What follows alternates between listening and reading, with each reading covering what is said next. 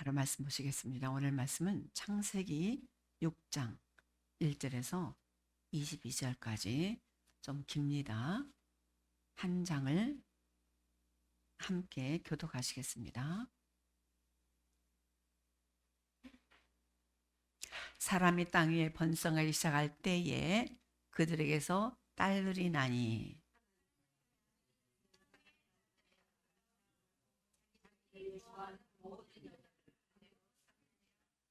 여호와께서 이르시되 나의 영이 영원히 사람과 함께하지 아니하리니 이는 그들이 육신이 됨이라. 그러나 그들의 날은 120년이 되리라 하시니라.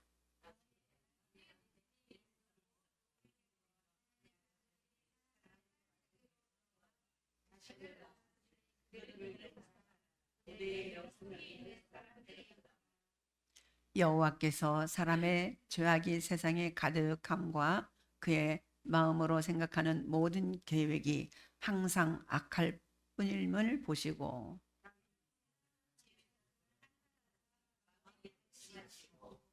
이르시되 내가 창조한 사람을 내가 지면에서 쓸어버리되 사람으로부터 가축과 기는 것과 공중의 새까지 그리하리니 이는 내가 그것을 지었음을 한탄함이니라 하시니라.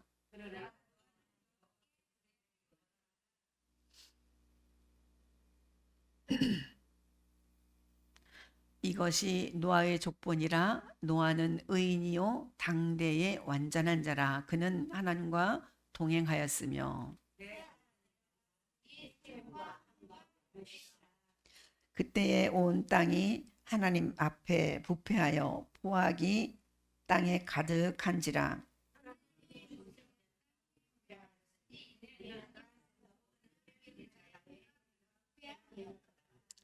하나님이 노아에게 이르시되 모든 혈육 있는 자의 포악함이 이 땅 위에 가득하였으므로 끝날에 내 앞에 이르렀으니 내가 그들을 땅과 함께 멸하리라.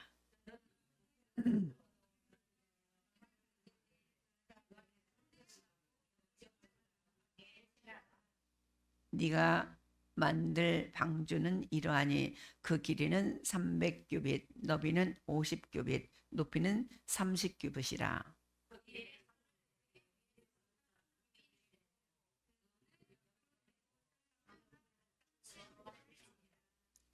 내가 홍수를 땅에 일으켜 무릇 생명의 기운이 있는 모든 육체를 천하에서 멸절하리니 땅에 있는 것들이 다 죽으리라.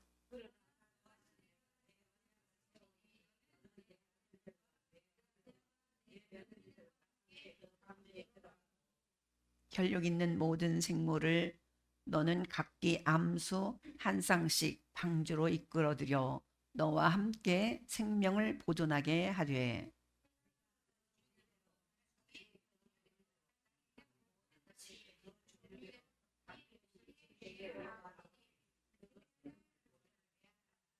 너는 먹을 모든 양식을 내게로 가져다가 저축하라. 이것이 너와 그들을 먹을 것이 되리라. 하나님이 자기에게 명령하신 대로 다 준행하였더라. 아멘. 네, 항상 만나면은 반갑게 맞아주시고 또 진짜로 내 안에 있는 예수님이 정말로 당신을 사랑한다라는 그런 마음을, 그런 표현을 항상 전해주시기 바랍니다. 하나님이 저와 여러분들을 만드신 줄 믿습니다. 아멘. 확실히 만드셨습니다. 하나님의 형상을 우리에게 주셨어요. 하나님 자신이 우리 속에 함께 할 수 있는 구조로 우리 인간을 만드셨어요. 이 하나님이 이 사람과 짐승을 만들 때 원리가 있습니다. 우리가 작년에 1년 내내 나눴듯이 물고기는 어디에서 살아야 행복한 원리로 만드셨습니까? 물속에서. 밖에 나오면은 숨도 못 쉬고 팔딱팔딱 거리다가 어떻게 해요? 죽게 돼요. 나무는 어디에 뿌리를 둬야 행복하죠? 땅속에다. 우리 인간은 어디에 있어야 행복할까요? 하나님의 영이 우리 안에 거하셔야만이 행복합니다. 그래서 하나님께서 우리 인간을 창조하실 때, 하나님이 인간을 창조할 때 하나님과 우리 인간이 함께 하시려고 창조했어요. 어느 날 첫 번째 창조했던 아담과 하와가 누가 옆에서 꼬여요. 이 열매를 따먹으면은, 이 열매가 뭐죠? 선악과. 하나님께서 뭐 에덴 동산에 많은 열매를 만들어 놓고 중앙에다가 선악과, 선과 악을 알게 하는, 우리 최초의 인간은 선악을 알 필요가 없었어요. 그런데 선악과를 만들어 놓고 이건 따먹지 마라. 너희들은 선악을 알 필요 없고 그냥 생명과가 많으니까 생명과만 따먹고 살아라 했는데, 뱀이 와서 꼬셔요, 하와한테. 요 먹음직스럽지 않아? 그러니까 하와가 보니까 먹음직스러워요. 보암직도 하고. 아니 과연 이 열매를 따먹으면 지혜롭게 할 것 같아요. 그러니까 옆에서 뱀이 또 거들어요. 야, 너 이 열매를 마시면은 하나님같이 돼. 하나님같이 돼? 하나님같이 된다는 말에 그 열매를 타먹고야 말았어요.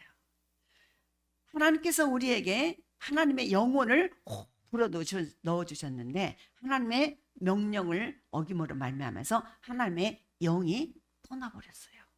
그래서 이제 아담과 하와에게는 육이 됐어요. 육적인 사람이 되었어요.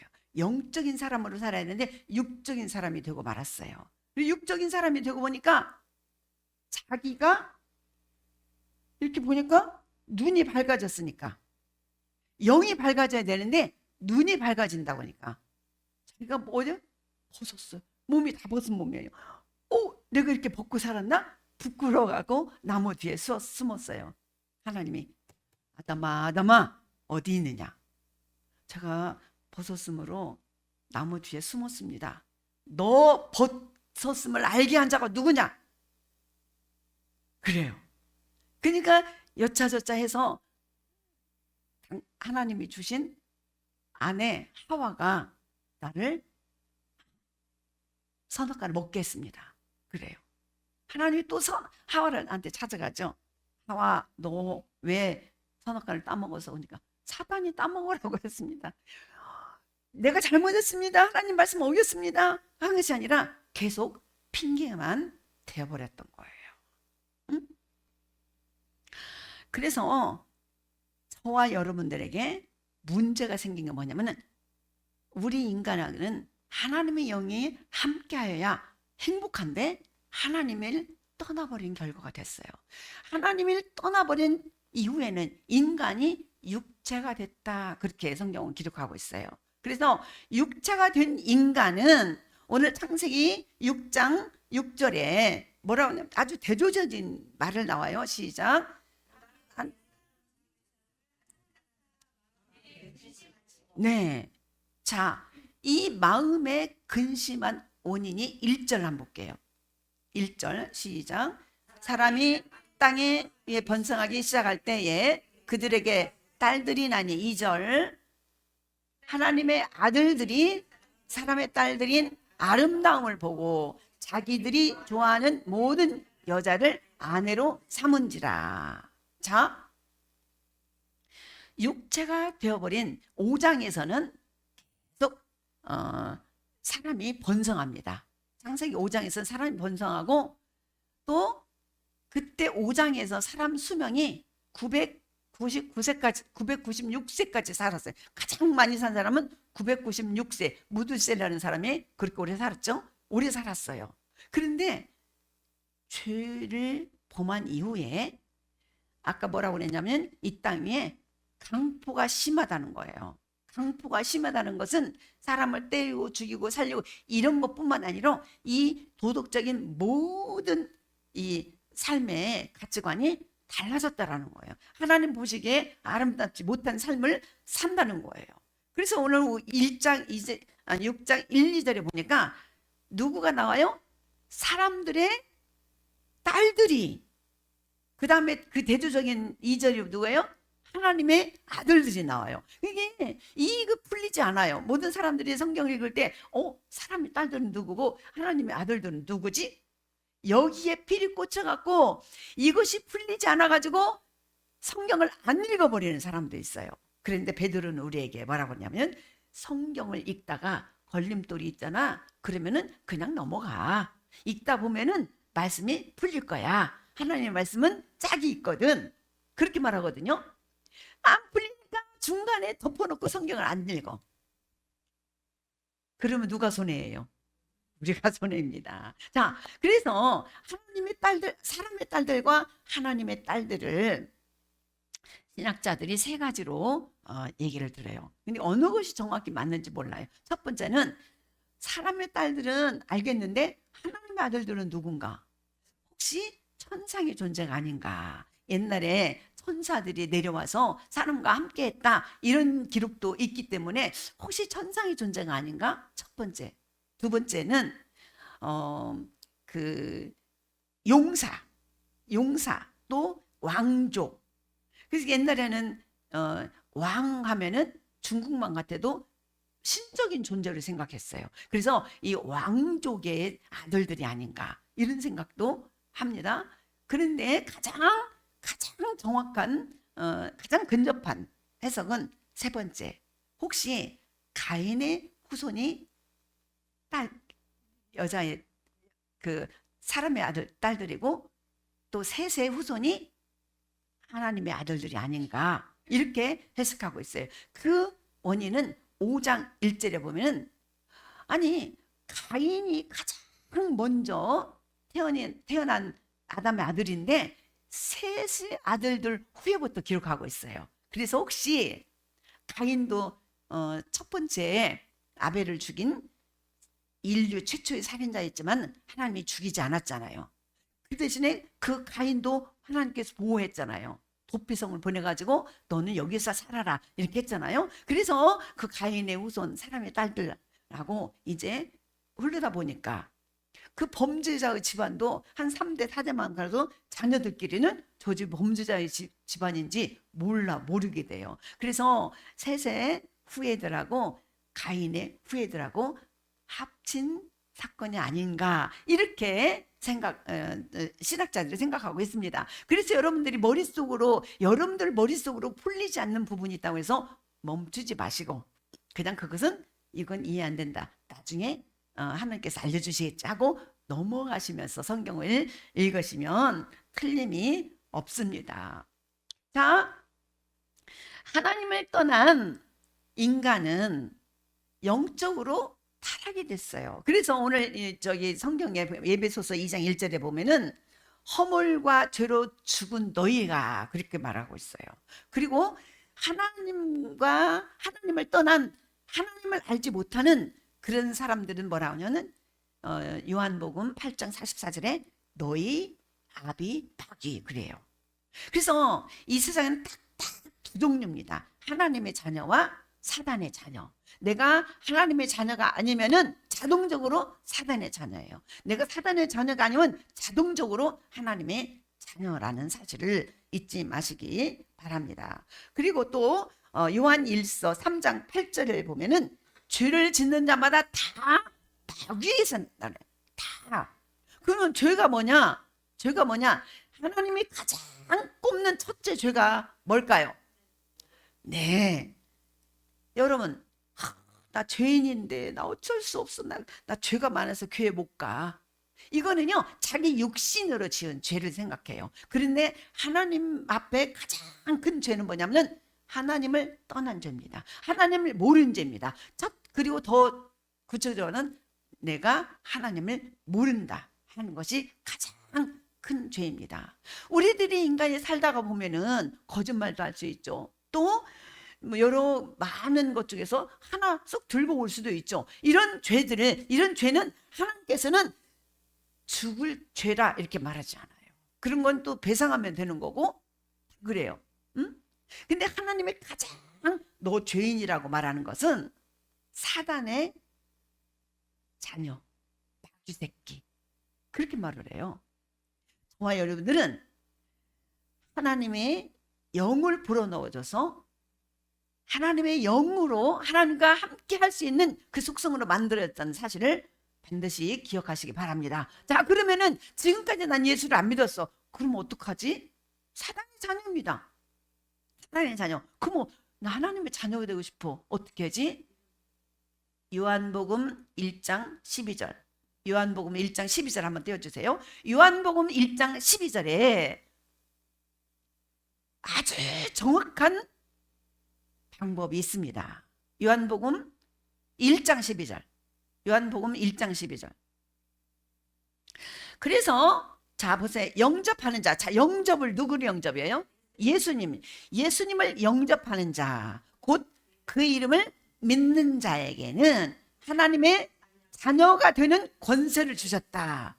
할렐루야. 그래서 예수를 영접하고 예수를 믿는 저와 여러분들은 뭐예요? 하나님의 자녀예요. 근데 하나님의 자녀의 권세가 있는데 대통령이 자녀의 권세가 부럽습니까? 아닙니다. 하나님의 자녀의 권세를 가지고 권세를 누리면서 살아가는 저와 여러분이 되기를 간절히 주님으로 축원드립니다. 오늘 말씀해 보니까 창세기 5장은 인간이 번성하였다고 그랬어요. 세대는 이어지고 사람은 많아졌습니다. 그러나 숫자의 증가는 바로 삶의 풍성함으로 이어지지 않았습니다. 번성의 양은 컸지만은 존재의 질은 좋아지지 않았다는 얘기예요. 그 결과 창세기 6장 5절은 이렇게 말해요. 여호와께서 사람의 죄악이 세상에 가득함과 그의 마음의 생각과 모든 계획이 항상 악할 뿐임을 보시고. 할렐루야. 그런데 지금 현재를 사는 지금 저와 여러분들이 이렇게 악한 생각 안고 사나요? 아니죠. 이 당시를 잘 이해하면은 지금 현재를 이해할 수가 있습니다. 그래서 인간은 많아졌어요. 막 90 몇 세까지 살으니까 지금 한꺼번에 3, 4대는 함께 사는 건 그냥 식은 죽 먹기예요. 3, 4대가 함께 산다니까요. 한 집안에 3, 4대가. 그럼 얼마나 사람들이 오래 살아요. 무드셀라가 996세? 969세까지 살았어요. 응? 보통 3, 400, 500살에 아기를 낳았어요. 야, 그 몇백 살 먹을 동안에 아기를 낳았으면 얼마나 인구가 많이 늘었을까요? 인구가 많이 늘었음과 동시에 어떻게 되냐면은 죄악이 심해졌어요. 힘 있는 사람은 힘 없는 사람을 아주 무시하고 또 이 조용히만 무시하면서 그냥 때리고 죽이고 괴롭히고 이런 사건이 일어났단 말이죠. 응? 그래서 문명은 커졌지만 강포가 덮었어요. 강포라는 단어는 히브리어로 하마스라는 단어인데 단순한 폭력만 있는 것이 아니라 도덕적인 붕괴, 관계의 파괴, 사회적인 폭력 이런 걸 다 포함합니다. 약자를 짓누르는 힘 이런 걸 말해요. 강포. 오늘 우리 시대 역시 그렇습니다. 기술은 번성하지만은 마음은 병들고 정보는 넘치지만 지혜는 줄어들고 소통은 많지만 사랑이 없습니다. 그 시대와 우리 시대를 잘 생각해 보면 그 깊이에 공명이 있습니다. 울림이 있어요. 그러한 시대 속에서 하나님은 한 사람을 부르십니다. 누구? 아까 우리 본문 읽었는데 누구? 노아란 사람을 불러요. 응? 노아, 성경은 노아를 두 단어로 이렇게 말합니다. 의인이요. 하나는 당대의 완전한 자라. 그렇게 분류하고 있어요. 그러나 이것이 노아가 완벽했기 때문이 아니라 하나님의 은혜가 그를 붙들었기 때문입니다. 할렐루야. 노아는 하나님과 동행하였더라. 이 짧은 문장은 노아의 전체 삶을 요약합니다. 세상이 강포로 가득할 때 노아는 침묵 속에서 하나님과 함께 묵묵히 걸었을 것입니다. 소음의 시대, 그 시끄러운 속에서도 조용히 하나님과 속삭임을 하며 살았을 것입니다. 타락의 도가니 속에서도 한 사람의 경건이 세상을 살리는 씨앗이 되었던 것입니다. 구약 속에서 자주 말씀하시는 게 의인이 한 사람이 없어서 소돔과 고모라가 망했고 예루살렘 성 무너진 데를 붙들고 기도한 사람 한 사람이 없어서 하나님께서 분을 당했다. 이런 표현을 가끔은 쓰셨습니다. 그리고 하나님은 노아에게 놀라운 명령을 주십니다. 방주를 만들어라. 할렐루야. 너는 방주를 만들라. 6장 14절에 방주를 만들라는 거예요.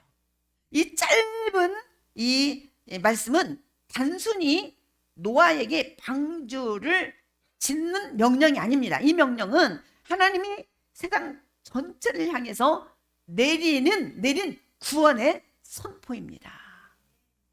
방주 속에 들어갈 사람이 누구입니까? 하나님은 심판을 예고하시지만 동시에 구원의 길을 예비하시는 분이다. 항상 그렇습니다. 여러분에게도 항상 하나님의 자녀가 된 여러분에게도 고통을 주시면 피할 길을 주세요. 하나님은 타락했으나 하나님은 여전히 우리를 세상은 타락했으나 하나님 여전히 우리를 사랑하고 계십니다. 세상은 강포하나 하나님은 구원을 준비하고 계십니다. 그러면서 여기 이쪽에 있는 세 사람만 들어와 그랬습니까? 아닙니다. 다 방주로 들어오라. 이 초대는 다 했습니다. 그러나 들어왔습니까? 안 들어왔습니다. 노아는 방주를 지으면서 몇 년 동안? 120년 동안. 자, 보세요. 120년 동안 기회를 주셨어요. 자, 그런데 오늘 성경이 뭐래요?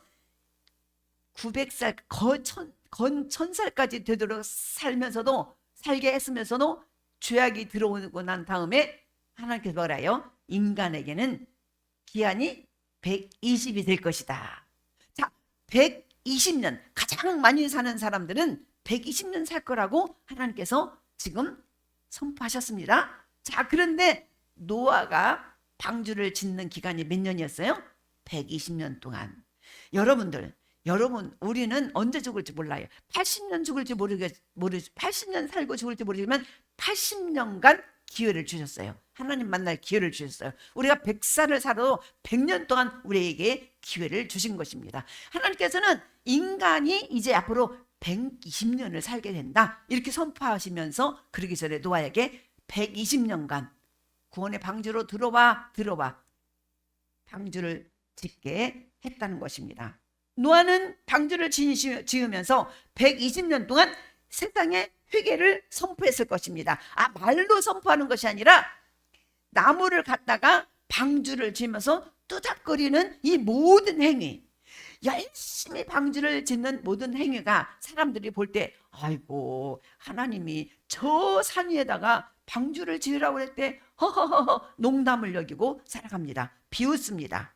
그런데 노아는 말없이 꾸준히 산 위에, 더군다나 산 위에다가, 그리고 그때까지는 비가 내리지 않았습니다. 비가 뭔지 몰라요. 그때는 고운 다습해가지고요 사람들이 뭐 두꺼운 옷 입을 필요도 없고 얇은 옷 입을 필요도 없었습니다.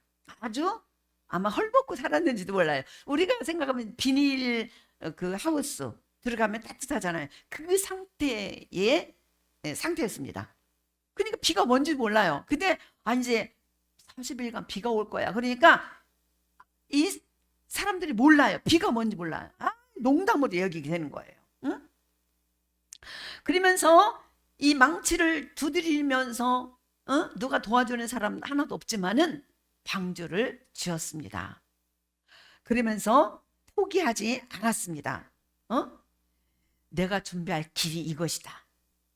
자, 내가 하나님 명령대로 방주를 준비할 테니까 너희들은 어찌라? 들어오기만 하라. 그러나 사람들은 비웃었어요. 비가 온다고? 홍수가 난다고? 홍수가 뭐야? 야, 그리고 어떻게 저 산 위에다가 배를 짓냐고? 배가 뭐야? 하하하 농담으로 웃었습니다. 사람들은 지금 보이는 것만 믿었습니다. 그 결과 그들은 하나님이 예비한 것을 봤어요? 못 봤어요? 못 봤습니다.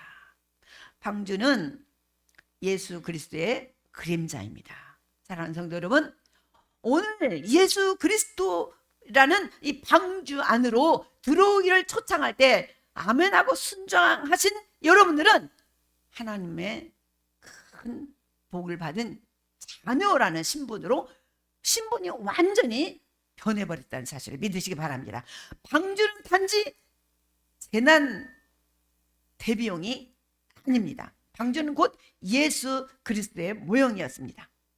방주는 방주 밖에 있으면 죽고 방주 안에 들어오면은 생명이 있듯이 예수 밖에는 심판이 있지만은 예수 안에는 영원한 생명이 있다는 것을 여러분들 꼭 기억하시기 바랍니다. 예수님께서도 이렇게 말씀하셨습니다.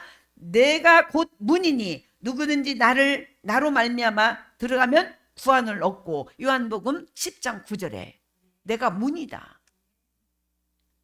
나를 통해서만 하나님 앞에 아버지의 나라 그 천국을 들어갈 수 있다, 이렇게 말하죠.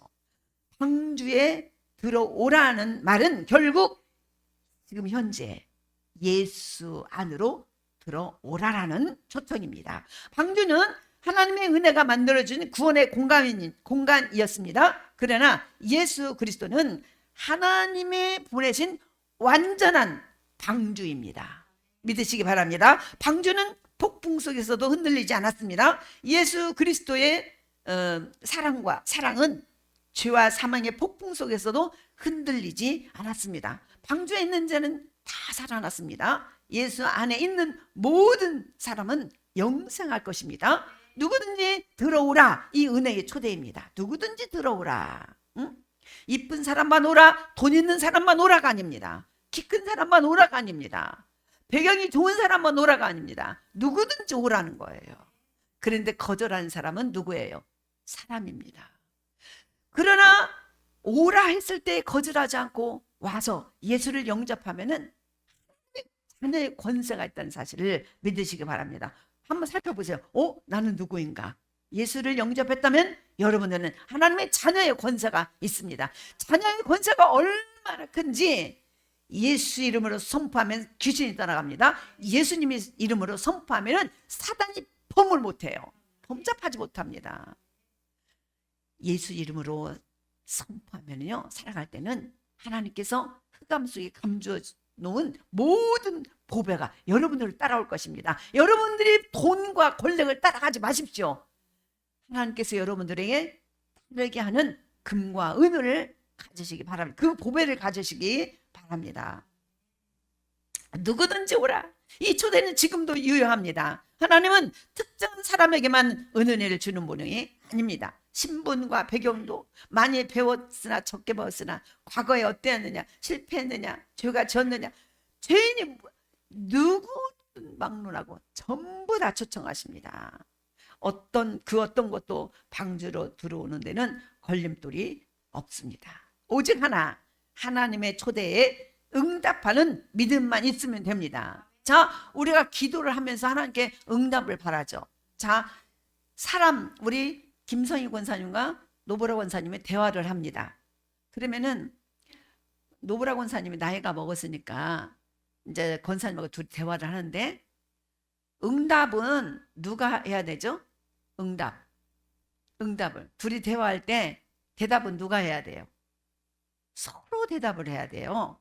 근데 저와 여러분들은 하나님과 우리가 기도할 때, 대화할 때 하나님의 응답만 기다려요.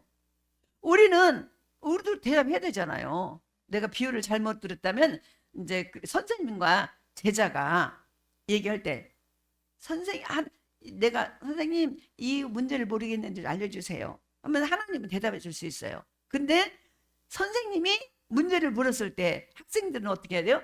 대답해야 돼요. 그러니까 하나님께 구한 것을 하나님이 응답하려면은 하나님이 말씀하신 것에 대해서도 인간도 어떻게 해야 돼요? 응답으로 나와야 돼요. 다 내게로 오라. 그러면 가는 것이 응답입니다. 할렐루야. 하나님의 응답만 기다리지 마시고 하나님의 말씀을 알고 응답하는 삶을 살아가는 하나님의 자녀의 권세를 가진 여러분들이 간절히 주님의 이름으로 축원드립니다. 누구든지 믿으면 누구든지 예수께 오면, 누구든지 마음을 열면 누구든지 구원을 받습니다. 할렐루야. 이것이 하나님의 은혜 아닙니까? 아니, 나 같은 사람이, 여러분 보세요. 여기에 40 먹은 사람은 하나도 없어요. 건 다 50 먹은, 50평생 뒤를 보세요. 여러분 잘 살았습니까? 자신 있게? 허물과 죄뿐입니다. 이런 고백으로 하나님께 나오면은 그 죄를 하나님께서 씻어 주신다는 거예요. 용서해 주신다라는 거예요. 구원의 옷을 입혀 주신다라는 거예요. 그리고 예수님을 영접하고 예수님을 믿으면은 자동적으로 이 중보자가 돼갖고 하나님의 자녀가 된다는 거예요. 하나님 직접 하나님께 기도할 수 있는 자격이 생긴다라는 거예요. 자, 닫힌 문, 이제 홍수가 나서 방주문이 딱 닫혔습니다. 홍수가 시작되자 하나님은 방주의 문을 닫으셨습니다. 그 문은 심판 속에서 닫힌 문이지만은 실은 은혜의 문이 오랫동안 열려 있었던 문입니다. 할렐루야. 하나님이, 예수님이 이 땅에 오셔갖고 저희들에게 몇 년 동안, 아까 보니까 몇 년 동안, 120년 동안 문이 열려 있어요. 들어올 수 있었어요. 지금도 이 120년 동안이라는 것은 여러분들이 가장 오래 살 것을 생각해서 120년 동안 기회를 주신 것입니다. 그 안에 예수 그리스도라는 그 테바, 이 박스, 방주 안에 들어오면 영원히 산다. 이런 말씀을 우리에게 주시는 것입니다. 사랑하는 성도 여러분, 정말로. 그리고 지금 예수 그리스도 안에 그 문은 여전히 열려 있습니다. 지금 현재도 열려 있습니다. 이 때를 놓치지 마시기 바랍니다. 그러나 이 문은 120년 이후에 방주의 문이 닫힌 것처럼 언젠가는 문이 닫히게 됩니다. 할렐루야. 그 문 닫히기 이전에 여러분 살면 120년 사는데 그 안에 예수님을 빨리 영접하시고 예수님 안에 들어오시기 바랍니다. 언젠가 닫힐 때가 오겠지만 지금은 그 은혜의 시간입니다. 오늘 하나님은 우리에게 말씀하십니다. 들어오라 방주 아들아, 예수께로 나오라. 오늘이 바로 그날이다. 할렐루야. 오늘 여기 계신 분들께서 아니 그럼 교회만 나가면 됐지 또 뭐야? 그렇게 생각하실 분도 계실 것입니다. 그러나 교회에 나온 사람은 망합니다. 교회만 나오면 망해요. 교회는 왜 나옵니까? 예수를 믿으려고 나옵니다. 예수를 믿어야지. 교회만 50년 60년 다니면 아무 소용이 없어요. 교회만 나오는 사람은 종교인입니다. 종교를 가지고 우리는 사는 사람이 아니에요. 예수를 믿고, 예수를 믿었더니 하나님의 자녀 권세를 가지고 살아가는 사람들입니다. 그래서 저와 여러분들이 약하지 않아요. 예수 이름의 권세를 가지고 예수 이름으로 선포하면 선포한 대로 됩니다. 하나님이 말씀으로 천지를 창조하셨다, 그렇게 읽었어요. 말씀으로. 있으라 함에 있었더라. 그랬더니 보시기에 좋았더라. 할렐루야. 그런 권세가 저와 여러분에 있어요. 그래서 여러분들은 항상 자녀에게 아유 이 축복받을 놈, 응? 꾸짖어도 아유 이 구원받을 놈, 아이고 정말로 물질이 줄줄줄 따를 놈, 복받을 놈, 이렇게 해야 돼요. 뭐 우리 얼마나 이전에 욕은 상스러웠어요. 그 상스러운 욕을 예수 믿고 다 버렸어요. 다 버린 줄 믿습니다. 자, 말씀을 맺겠습니다. 방주를 바라보라. 그리고 들어오라. 할렐루야. 예수를 믿어라. 그리고 예수 안에 들어오라. 사랑하는 성도 여러분, 세상은 여전히 강포합니다. 여전히 강포해요. 이제는요, 이 DNA, 이 과학 기술이 발달되고 과학 수사가 발달돼 가지고 20년 전에 살인하고 죽었던 사람도 죽은 사람을 범인으로 찾아냅니다. 얼마나. 근데 정말로 이 세상이 얼마나 무서운지 정말 사람들이 억지로 죽이는 거 보면은 우리 상상을 초월합니다. 이게 포악화, 이게 강포예요. 인간의 마음이 여전히 흔들립니다. 삶의 폭풍은 여전히 여러분 삶 속에서 불어댑니다. 그러나 하나님은 오늘 우리에게 말씀하십니다. 너희를 위하여 내가 예비한 뭐가 있다? 방주가 있다. 이 방주가 뭐라고요? 들어오라. 들어오라. 예수 그리스도 안으로 들어오는 사람, 그 사람은 새로운 인생을 살아갈 수 있습니다. 새로운 인생이 시작됩니다. 오늘 우리는 구원의 방주를 바라보며 우리의 마음을, 우리의 가정을, 우리의 삶을 다시 예수님께 내어 맡기길 원합니다. 믿음으로 방주에 들어온 자처럼 오늘도 예수 그리스도 안에, 그 안에서 생명을 얻는 복된 우리 새 생명의 성도들이 되시길 간절히 주님으로 축원드립니다.